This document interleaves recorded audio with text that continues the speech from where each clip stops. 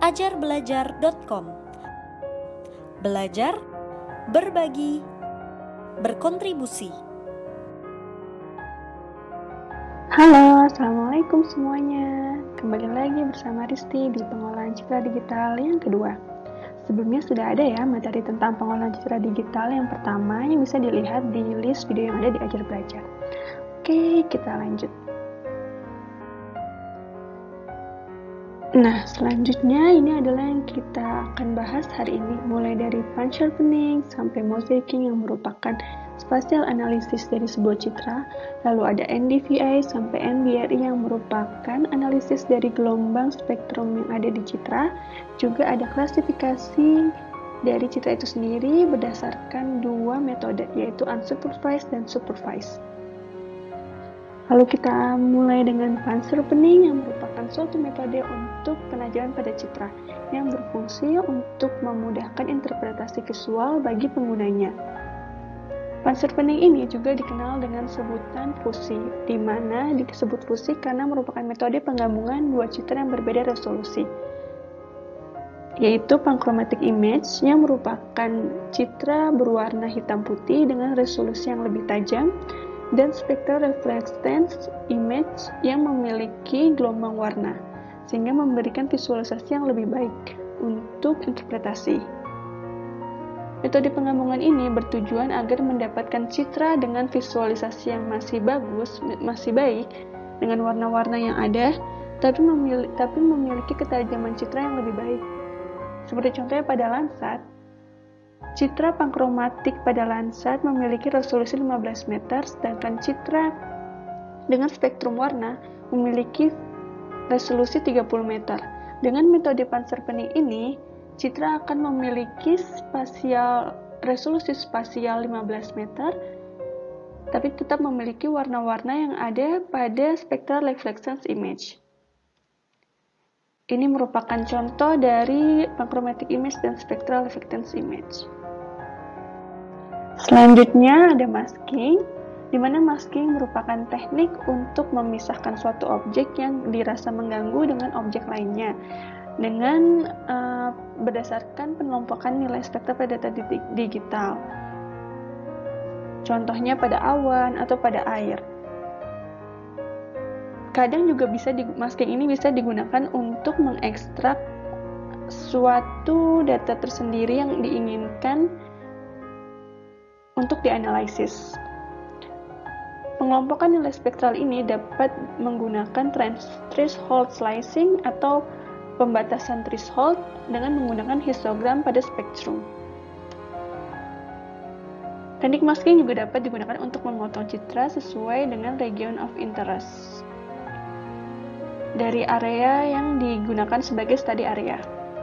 Ini contoh dari masking dari awan, dari cangkupan awan yang berwarna merah ini merupakan deteksi dari awan itu sendiri untuk dikeluarkan karena hanya akan mengganggu pada saat pengelolaan selanjutnya.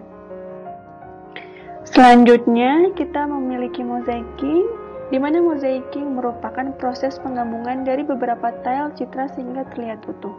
Bedanya dengan font sharpening, di sini font sharpening adalah penggabungan dua citra yang berbeda resolusi untuk penajaman, sedangkan untuk mosaicing adalah proses penggabungan citra yang sama, baik itu resolusi spasial maupun resolusi spektral, sehingga menjadi satu image yang utuh. Bertujuan juga untuk memperbaiki kualitas citra dengan menambal daerah yang dipenuhi noise seperti cangkupan awan dengan citra lainnya yang tidak memiliki awan. Ini merupakan suatu contoh dari mosaicing di mana ada 3 gambar yang terpisah yang kemudian dilakukan mosaicing sehingga menjadi satu tile citra seperti gambar berikut ini.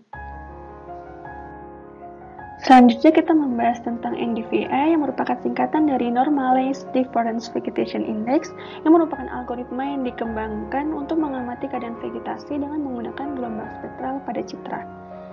NDVI ini merupakan kombinasi dari band merah dan band near infrared radiation telah lama digunakan sebagai indikator keberadaan dan kondisi vegetasi. Bisa juga untuk mengakses kesehatan dari suatu tanaman itu sendiri.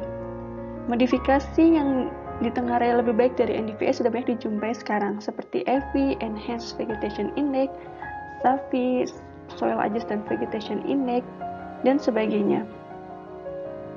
Ini merupakan algoritma dari NDVI itu sendiri.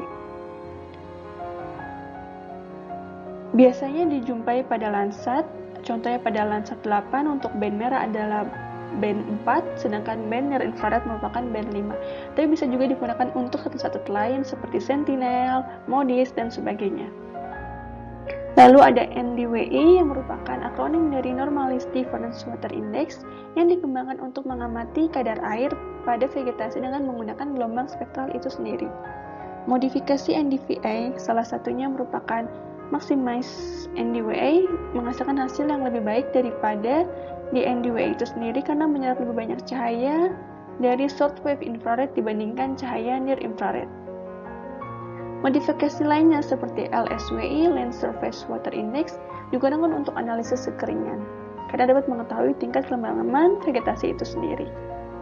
Ini merupakan algoritma dari NDWI itu sendiri.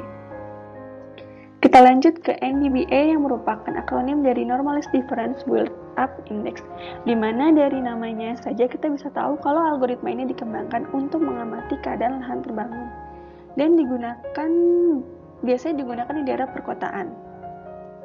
Juga bermanfaat untuk monitoring serta perencanaan penggunaan lahan. NDBA ini menggunakan data dari near infrared dan short wave infrared. Selanjutnya kita membahas tentang NBRI yang merupakan singkatan dari Normalized Ratio Index yang digunakan untuk memetakan lahan terbakar. NBRI ini dikembangkan oleh NPS dan USGS di Amerika pada tahun 2005 dan menjadi suatu indeks yang sampai sekarang digunakan untuk mengidentifikasi lahan terbakar dan tingkat keparahannya. Modifikasinya banyak dijumpai, seperti RDNBR, Relative Difference Normalized Ratio Index, NBR yang merupakan Relative Bounce Ratio, dan NBRT yang merupakan perpaduan antara NBR Index dan thermal. Ini merupakan algoritma dari NBRI itu sendiri. Dan difference normalized ratio yang digunakan untuk mengidentifikasi tingkat keparahan dari suatu lahan terbakar. Kita melanjut ke klasifikasi dari tutupan lahan.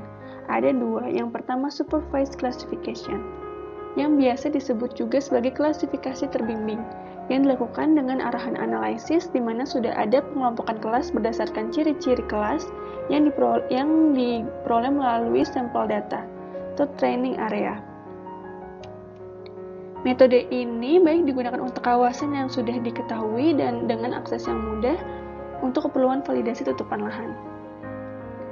Yang kedua merupakan unsupervised classification atau biasa dikatakan sebagai klasifikasi tanpa bimbingan atau klasifikasi tak terbimbing. Klasifikasi ini merupakan klasifikasi dengan pembentukan kelas sebagian besarnya dikerjakan oleh komputer, sehingga merupakan automatic classification yang komputer bagi berdasarkan data-data yang dikelompokkan dalam pixel. Berbeda dengan supervised classification yang user sendiri yang mencarinya melalui training area. Metode ini baik digunakan untuk pembuatan klasifikasi lahan di kawasan yang belum terlalu dikenali, juga akses yang susah masuki secara terestrial. Ini merupakan contoh dari klasifikasi lahan. Bisa dilihat, ini merupakan contoh dari klasifikasi menggunakan unsupervised classification.